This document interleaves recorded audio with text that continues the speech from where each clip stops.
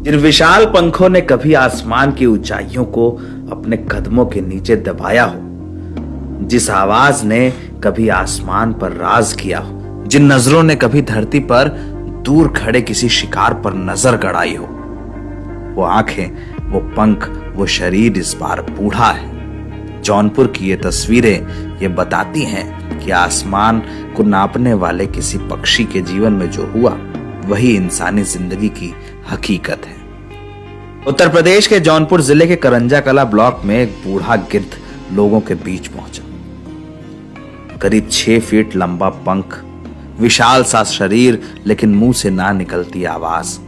इस बूढ़े गिद्ध को देखकर रामायण की कथा याद आ गई। लोग भावुक हो गए, हाथ जोड़े कुछ लोग खड़े रहे, कुछ पंखों को थामे, ये बताते कि पक्षीराज इस बार द्वार पर दर्शन देने आए हैं। जौनपुर जिले में मिला यह हिमालयन गिद्ध एक बूढ़ा गिद्ध है। वो गिद्ध जो बताता है कि इंसानी जीवन का उत्तरार्ध क्या होता है। उम्र ढल जाने के बाद आसमान पर राज करने वाले वो पक्षी तक जमीन पर आ जाते हैं। यही सच है जो इंसानी जमीन पर समझना होगा। उत्तर प्रदेश के कई इलाकों में बीते कई दिनों से हिमालयन गिद्ध देखे जा रहे हैं।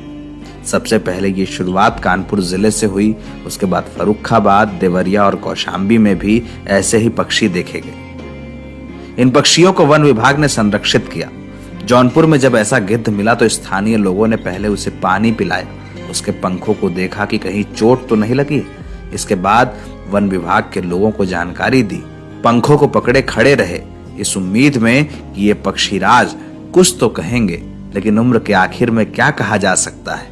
जिस गिद्ध ने एक जमाने में ऊंची ऊंचाइयों को देखा हो, जिसने आसमान की अनंत उड़ान पर तमाम सफर पूरे किए हों, जिसने हिमालय की शिराओं से लेकर समुद्र की अनंतता तक अपने पंखों से सारा सफर तय किया हो, उसने ये बताया कि उम्र के आखिर में हर व्यक्ति इसी तरह बेबस होता है, इसी तरह लाचार कि उड़ पाने को भी किसी के सहारे की जरूरत हो।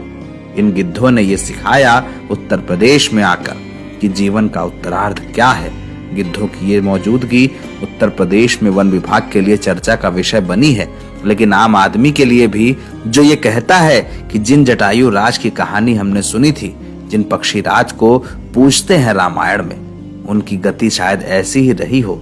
पक्षीराज ने अपने आखिरी वक्त में श्री राम के लिए जो उपकार किया, उस उपकार का संदेश लेकर ऐसे गिद्धों का दर्शन हो रहा है।